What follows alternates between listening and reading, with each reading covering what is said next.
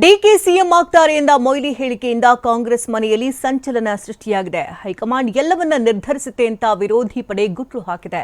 ಇದು ಸಿದ್ದರಾಮಯ್ಯನವರ ಕೊನೆ ಬಜೆಟ್ ಆಗಬಹುದು ಅಂತ ಅಶೋಕ್ ಕಾಲಿಡಿದಿದ್ದಾರೆ. ಇದೆಲ್ಲವನ್ನ ನೋಡೋಣ ಕುರ್ಚಿ ಕದನ ನ್ಯೂಸ್ ಟಾಪ್ 9 ನಲ್ಲಿ. ರಾಜ್ಯ ಕಾಂಗ್ರೆಸ್ನಲ್ಲಿ ಕುರ್ಚಿ ಕಾಳಗಕ್ಕೆ ದಿನಕ್ಕೊಂದು ಟ್ವಿಸ್ಟ್ಗಳು ಪಡೆದುಕೊಳ್ತಿದೆ. ಡಿಕೆ ಪರ ಅತಿರಥ ನಾಯಕರೇ ಬಹುಪರ ಕಂತ ಹೇಳಿದ್ದು ಪಟ್ಟದ ಫೈಟ್ ರಣರಣ ಅಂತಿದೆ. ಡಿಕೆ ಶಿವಕುಮಾರ್ ಮುಖ್ಯಮಂತ್ರಿ ಆಗುವುದನ್ನ ತಪ್ಪಿಸಲು ಆಗಲ್ಲ. ಇದೇ ಮಾತೀಗ ಕಾಂಗ್ರೆಸ್ ಮನೆಯಲ್ಲಿ ನಡೆಯುತ್ತಿದ್ದ ಕುರ್ಚಿ ಕೆಂಡಕ್ಕೆ ತುಪ್ಪ ಸುರಿದಂತಿದೆ. ಯಾರೋ ಕಾರ್ಯಕರ್ತ ಆಡಿದ ಮಾತಲ್ಲ.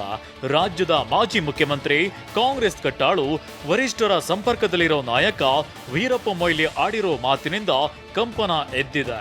ನಮ್ಮ ಡಿಕೆ ಶಿವಕುಮಾರ್ ಮುಖ್ಯಮಂತ್ರಿ ಆಗುವುದನ್ನ ತಪ್ಪಿಸ್ಲಿಕ್ಕೆ ಆಗುದಿಲ್ಲ. ಹಾಗಾದ್ರೆ ಅದು ವರ ಕೊಡೋ ಯಾರು ಕೊಡತಕ್ಕಂಥ ವರ ಅಲ್ಲ, ಅವರು ಸಂಪಾದನೆ ಮಾಡತಕ್ಕಂಥ ಒಂದು ಶಕ್ತಿ. ಇದು ತೀರ್ಮಾನ ಆಗಿಬಿಟ್ಟಿದೆ. ಜನರ ಮನಸ್ಸಿನಲ್ಲಿ ತೀರ್ಮಾನ ಆಗಿದೆ. ನಮ್ಮ ಇತಿಹಾಸ ತೀರ್ಮಾನ ಮಾಡಿದೆ. ಅದರ ಯಾರಿಗೂ ತಪ್ಪಿಸಿ ಇವತ್ತು ಅಥವಾ ನಾಳೆ, ಅದಕ್ಕೆ it's A matter of time ಅಷ್ಟೇ. ಕಾಂಗ್ರೆಸ್ನಲ್ಲಿ ನಡೆಯುತ್ತಿರೋ ಪಟ್ಟದ ಕದನದ ನಡುವೆ ಮಾಜಿ ಸಿಎಂ ವೀರಪ್ಪ ಮೊಯ್ಲಿ ಎಂಟ್ರಿ ಆಗಿದ್ದಾರೆ. ವೀರಪ್ಪ ಮೊಯ್ಲಿ ಮಾತು ಕಾಂಗ್ರೆಸ್ನಲ್ಲಿ ಹೊಸ ಯುದ್ಧಕ್ಕೆ ರಿಬ್ಬನ್ ಕಟ್ ಮಾಡಿದಂತಿದೆ. ಈಗಾಗಲೇ ತೀರ್ಮಾನ ಆಗೋಗಿದೆ, ಅದಕ್ಕೆ ಟೈಮ್ ಬರಬೇಕು ಅಷ್ಟೇ ಅಂತ ಮಾಜಿ ಸಿಎಂ ವೀರಪ್ಪ ಮೊಯ್ಲಿ ಹೇಳಿದ್ದಾರೆ. ಈ ಮಾತಿಗೆ ಸಿದ್ದರಾಮಯ್ಯ ಬಣ ಕನ್ನಲಿ ಕೆಂಡವಾಗಿದ್ದು ಆಕ್ರೋಶ ಹೊರಹಾಕಿದೆ. ಮೊಯ್ಲಿ ಅಭಿಪ್ರಾಯವನ್ನ ಹೇಳಿದ್ದಾರೆ ಅಂತ ಡಿಸಿಎಂ ಡಿಕೆಶಿ ಹೇಳಿದ್ದಾರೆ. ನಾನೇನು ಅದಕ್ಕೆ ಮಾತಾಡೋಕೆ ಹೋಗುದಿಲ್ಲ, ಅವಶ್ಯಕತೆ ಇಲ್ಲ. ಅವರ ಅಭಿಪ್ರಾಯ ಹೇಳಿದ್ದಾರೆ. ಖರ್ಗೆ ಸಾಹೇಬರು ಯಾರು ಮಾತಾಡಬಾರ್ದು ಹೇಳಿದ್ದಾರೆ, ಅದಕ್ಕೆ ನಾನು ಪಾಲನೆ ಮಾಡ್ತೀನಿ.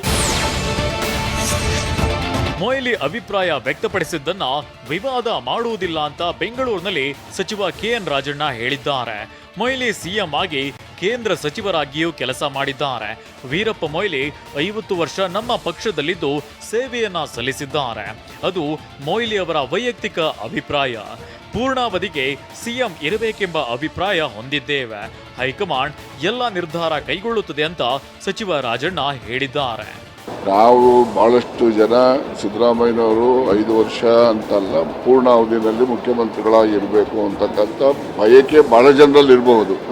ಆ ಏನೇ ಬಯಕೆ ಇದ್ರೂ ಕೂಡ ಅದೆಲ್ಲ ಈಡೇರಬೇಕು ಅಂದ್ರೆ ultimately high command will take A decision.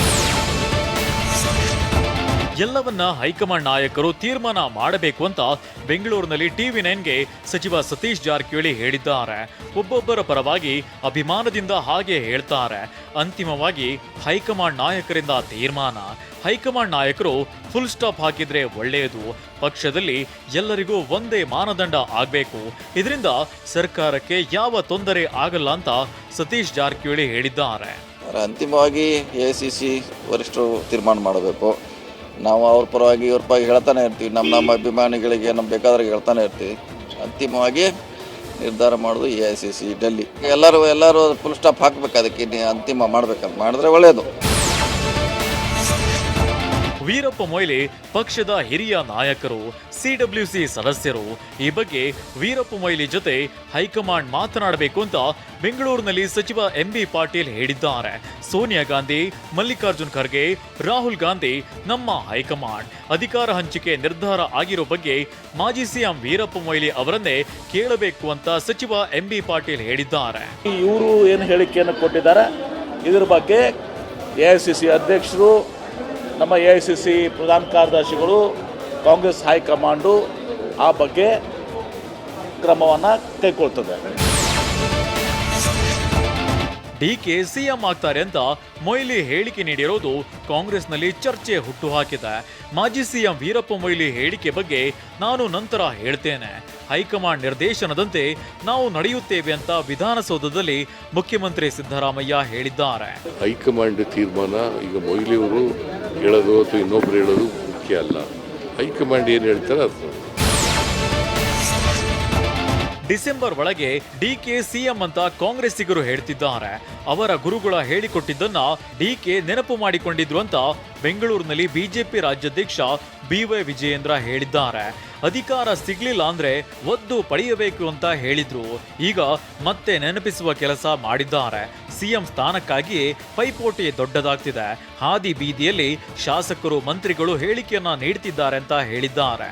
ಹಾದಿ ಬೀದಿಲಿ ಇವತ್ತು ಶಾಸಕರು ಮಂತ್ರಿಗಳೇನು ಹೇಳಿಕೆಯನ್ನು ನೀಡ್ತಿದ್ದಾರೆ ಸಿದ್ದರಾಮಯ್ಯ ಪರವಾಗಿ, DK ಶಿವಕುಮಾರ್ ಪರವಾಗಿ, ಅವರ ವಿರೋಧವಾಗಿ. ನಿಶ್ಚಿತವಾಗಿ ಬರುವಂಥ ದಿನಗಳಲ್ಲಿ ಕ್ಷಿಪ್ರ ರಾಜಕೀಯ ಬೆಳವಣಿಗೆಗಳು ನಡೀತದೆ ಅನ್ನೋದ್ರ ಬಗ್ಗೆ ಯಾವುದೇ ಸಂದೇಹ ಇಲ್ಲ. ವೀರಪ್ಪ ಮೊಯ್ಲಿ ಡಿಕೆ ಸಿಎಂ ಆಗುವುದನ್ನ ತಪ್ಪಿಸಲು ಯಾರಿಂದಲೂ ಆಗಲ್ಲ ಅಂದ್ರು. ಆಗ ಡಿಕೆ ಮಗ ಹಾಲು ಜೇನು ಹೊಳೆಯೋ ರೀತಿ ಖುಷಿ ಇತ್ತು ಅಂತ ಬೆಂಗಳೂರಿನಲ್ಲಿ ವಿಪಕ್ಷ ನಾಯಕ ಆರ್ ಅಶೋಕ್ ಹೇಳಿದ್ದಾರೆ. ಇದು ಮುಖ್ಯಮಂತ್ರಿ ಸಿದ್ದರಾಮಯ್ಯ ಕೊನೆ ಬಜೆಟ್ ಆಗಬಹುದು. ಹೆಚ್ಚು ಸಾಲ ಮಾಡಿ ಡಿಕೆ ಶಿವಕುಮಾರ್ಗೆ ಬಿಟ್ಟು ಹೋಗ್ಬೋದು. ಮುಖ್ಯಮಂತ್ರಿಯಾಗಿ ಸಿದ್ದರಾಮಯ್ಯ ಇರುತ್ತಾರೋ ಹೋಗುತ್ತಾರೋ. ಈ ಎಪಿಸೋಡ್ ಕಳೆದ 2 ವರ್ಷಗಳಿಂದ ನಡೆಯುತ್ತಲೇ ಇದೆ ಅಂತ ಅಶೋಕ್ ಲೇವಡಿ ಮಾಡಿದ್ದಾರೆ. ಅಲ್ಲಿಗೆ ಸಿದ್ದರಾಮಯ್ಯ ಅವ್ರ ಲಾಸ್ಟ್ ಬಜೆಟ್ ಅನ್ಸುತ್ತೆ. ಲಾಸ್ಟ್ ಬಟ್ ನಾಟ್ ಲೀಸ್ಟ್ ಅವ್ರದ್ದೊಂದು ರೆಕಾರ್ಡ್ ಇದೆ. ನಾನು ಹೈಯೆಸ್ಟ್ ಸಾಲ ಮಾಡಿ DKಗೆ ಸರ್ಕಾರ ನಡ್ಸಕ್ಕೆ 10 ಪೈಸೆ ದುಡ್ಡು ಇರಬಾರ್ದು. DKನೇ ನನಗೆ ಬೇಡಪ್ಪ ಮುಖ್ಯಮಂತ್ರಿ ಅಂತ ಹೇಳ್ಬೇಕು. ಹಂಗೆ ಮಾಡಿ ಹೋಗ್ತಾರೆ ಅವರು.